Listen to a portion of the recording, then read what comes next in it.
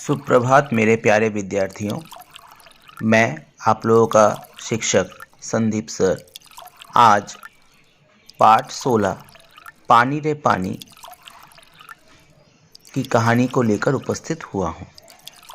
इस पाठ में हम पानी के बारे में पढ़ेंगे कि हमारे जीवन में पानी का क्या महत्व है। पानी के और भी कुछ नाम होते हैं, जल, अम्बु, नीर। तो ये जो पानी है वो हमें कहाँ से प्राप्त होता है, फिर ये कहाँ चला जाता है, इसका क्या महत्व है हमारे जीवन में, ये सारी बातें हम इस पाठ में पढ़ेंगे। तो चलिए बच्चों, हम इस पाठ को शुरू करते हैं। आप लोग सभी ध्यानपूर्वक इसको सुनिए तथा देखिए भी। कहाँ से आता है हमारा पानी और फिर कहाँ चला जाता है हमारा पानी? हमने कभी इस बारे में कुछ सोचा है? सोचा तो नहीं होगा शायद, पर इस बारे में पढ़ा जरूर है। भूगोल की किताब पढ़ते समय जल चक्र जैसी बातें हमें बताई जाती हैं। एक सुंदर सा चित्र भी होता है इस पाठ के साथ। सूरज, समुद्र, बादल, हवा, धरती, फिर बरसात की बूंदें और लो फिर बहती हुई एक नदी और उसके किनारे बसा तुम्हारा हमारा घर, गांव या शहर। चित्र के दूसरे भाग में यही नदी अपने चारों तरफ का पानी लेकर उसी समुद्र में मिलती दिखती है। चित्र में कुछ तीर भी बने रहते हैं। समुद्र से उठी भाप बादल बनकर पानी में बदलती है और फिर इन तीरों के सहारे जल की यात्रा एक तरफ से शुरू होकर समुद्र में वापस मिल जाती है। जल चक्र पूरा हो जाता है। तो बच्चों, आपने अभी सुना जल चक्र के बारे में, जिसमें पानी को बताया गया कि किस प्रकार से पानी हम तक पहुंचता है। और ये हम भूगोल की किताब में पढ़ते हैं। भूगोल का मतलब है जियोग्राफी की बुक्स, जो कि अभी तक आप लोगों की शुरू नहीं हुई है। आप लोग विज्ञान की किताब में भी इसको देख सकते हैं या ईवीएस के बुक्स में भी। ये तो हुई जल चक्र की किताबी बातें, पर अब तो हम सबके घरों में, स्कूल में, माता पिता के दफ्तरों में, कारखानों और खेतों में पानी का कुछ अजीब सा चक्कर सामने आने लगा है।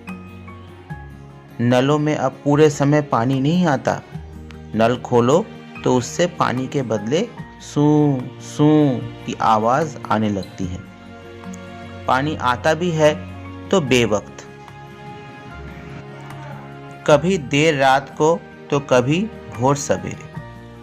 मीठी नींद छोड़कर घर भर की बाल्टियां, बर्तन और घड़े भरते फिरो।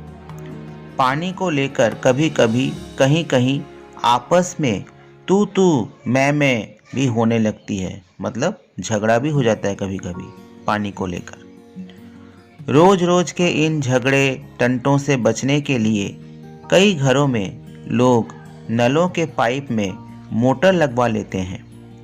इससे कई घरों का पानी खींचकर एक ही घर में आ जाता है। यह तो अपने आसपास का हक छीनने जैसा काम है, लेकिन मजबूरी मानकर इस काम को मोहल्ले में कोई एक घर कर बैठे तो फिर और कई घर यही करने लगते हैं। पानी की कमी और बढ़ जाती है। शहरों में तो अब कई चीज़ों की तरह पानी भी बिकने लगा है। यह कमी गांव, शहरों में ही नहीं बल्कि हमारे प्रदेशों की राजधानियों में और दिल्ली, मुंबई, कोलकाता, चेन्नई और बेंगलोर जैसे बड़े शहरों में भी लोगों को भयानक कष्ट में डाल देती हैं। देश के कई हिस्सों में तो अकाल जैसी हालत बन जाती है। यह तो हुई गर्मी के मौसम की बात। तो बच्चों, हमने गर्मी के मौसम के बारे में भी जाना कि गर्मी के मौसम में किस प्रकार से पानी की कमी के कारण लोगों को दिक्कतों का सामना करना पड़ता है। और कभी कभी तो स्थिति यहाँ तक पहुँच जाती है कि अकाल जैसी हालत पैदा हो जाती है।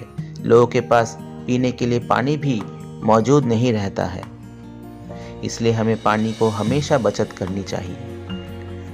लेकिन बरसात के मौसम में क्या होता है? लो, सब तरफ पानी ही बहने लगता है। हमारे तुम्हारे घर, स्कूल, सड़कों, रेल की पटरियों पर पानी भर जाता है। देश के कई भाग बाढ़ में डूब जाते हैं। यह बाढ़ न गांव को छोड़ती है और न मुंबई जैसे बड़े शहरों को। कुछ दिनों के लिए सब कुछ थम जाता है, सब कुछ बह जाता है। ये हालत हमें बताते हैं कि पानी का बेहद कम हो जाना और पानी का बेहद ज़्यादा हो जाना यानी अकाल और बाढ़ एक ही सिक्के के दो पहलू हैं। यदि हम इन दोनों को ठीक से समझ सकें और संभाल लें तो इन कई समस्याओं से छुटकारा मिल सकता है। चलो थोड़ी देर के लिए हम पानी के इस चक्कर को भूल जाएं और याद करें अपनी गुल्लक को। जब भी हमें कोई पैसा देता है, हम खुश होकर दौड़कर उसे झट से अपनी गुल्लक में डाल देते हैं। बच्चे, आप लोग समझ गए होंगे गुल्लक के बारे में। पिगी बैंक, जिसमें हम लोग पैसा वैसा इकट्ठा करते हैं।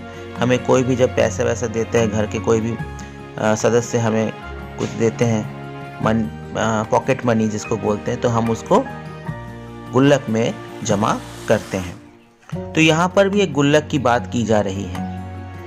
1 रुपया, 2 रुपया, 5 रुपया, कभी सिक्के तो कभी छोटे बड़े नोट, सब इसमें धीरे धीरे जमा होते जाते हैं।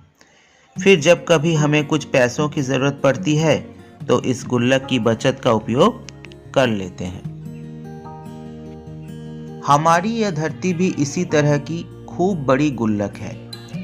मिट्टी की बनी इस विशाल गुल्लक में प्रकृति वर्षा के मौसम में खूब पानी बरसाती है। तब रुपयों से भी कई गुना कीमती इस वर्षा को हमें इस बड़ी गुल्लक में जमा कर लेना चाहिए। हमारे गांव में, शहर में जो बड़े छोटे तालाब, झील आदि हैं, वे धरती की गुल्लक में पानी भरने का काम करते हैं। इनमें जमा पानी जमीन के नीचे छिपे जल के भंडार में धीरे धीरे रिसकर छनकर जा मिलता है। इससे हमारा भूजल भंडार समृद्ध होता है, मतलब बढ़ता है। पानी का यह खजाना हमें दिखता नहीं, लेकिन इसी खजाने से हम बरसात का मौसम बीत जाने के बाद पूरे साल भर तक अपने उपयोग के लिए घर में, खेतों में, पाठशाला में पानी निकाल सकते हैं। लेकिन एक दौर ऐसा भी आया जब हम लोग इस छिपे खजाने का महत्व भूल गए और जमीन के लालच में हमने अपने तालाबों को कचरे से पाटकर भरकर समतल बना दिया। देखते ही देखते इन पर तो कहीं मकान, कहीं बाजार, स्टेडियम और सिनेमा आदि खड़े हो गए। इस बड़ी गलती की सजा अब हम सबको मिल रही है। गर्मी के दिनों में हमारे नल सूख जाते हैं और बरसात के दिनों में हमारी बस्तियां डूबने लगती हैं। इसीलिए यदि हमें अकाल और बाढ़ से बचना है तो अपने आसपास के जल स्रोतों की, तालाबों की और नदियों आदि की रखवाली अच्छे ढंग से करनी पड़ेगी। जल चक्र हम ठीक से समझें। जब बरसात हो तो उसे थाम लें, अपना भूजल भंडार सुरक्षित रखें, अपनी गुल्लक भरते रहें, तभी हमें ज़रूरत के समय पानी की कोई कमी नहीं आएगी। यदि हमने जल चक्र का ठीक उपयोग नहीं किया तो हम पानी के चक्कर में फंसते चले जाएंगे। इस पाठ को लिखा है अनुपम मिश्र ने। तो बच्चों, बहुत ही अच्छी जानकारी इस पाठ में दी गई है कि हमें पानी की बचत करनी होगी। अगर हम पानी की बचत आज नहीं करेंगे तो आने वाले समय में, आने वाले भविष्य में हम पानी को और प्राप्त नहीं कर पाएंगे। भूजल का स्तर धीरे धीरे नीचे गिरता जा रहा है, जिसे हमें रोकना है, जिसे हमें बचाना है और इसके लिए हमें जितना हो सके पानी की बचत करनी होगी। और इस पाठ को सभी ने मेरे ख्याल से ध्यानपूर्वक सुना होगा और इसको देखें भी अच्छी तरह से। जहाँ जहाँ जो जो चित्र दिए जा रहे हैं उसको अच्छी तरह से देखें और समझने की कोशिश करें कि पाठ में क्या संदेश दिया गया है। ठीक है बच्चों, और इससे संबंधित कुछ प्रश्न आप लोगों को दिए जा रहे हैं, जिसका उत्तर आप अपनी कॉपियों में लिखेंगे। बच्चों, पहला प्रश्न है पानी कहाँ से आता है। दूसरा प्रश्न है भूगोल की किताब में हम किसके बारे में पढ़ते हैं। तीसरा प्रश्न है अब क्या अजीब सा चक्कर सामने आने लगा है। चौथा प्रश्न है पानी को लेकर तू तू मैं क्यों होने लगती है।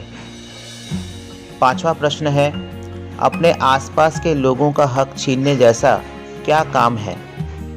छठा प्रश्न है देश के बड़े बड़े शहरों के लोगों को किस भयानक समस्या का सामना करना पड़ता है। और सातवां प्रश्न है और आखिरी प्रश्न है जल चक्र से आप क्या समझते हैं। तो बच्चों, इन प्रश्नों के उत्तर आप अपनी कॉपियों में लिखेंगे तथा और भी कुछ प्रश्न इसके बाद दिए जाएंगे जिन्हें आप अपनी कॉपी में लिखेंगे। तब तक के लिए आप सभी सुरक्षित रहिए, स्वस्थ रहिए। धन्यवाद सभी को।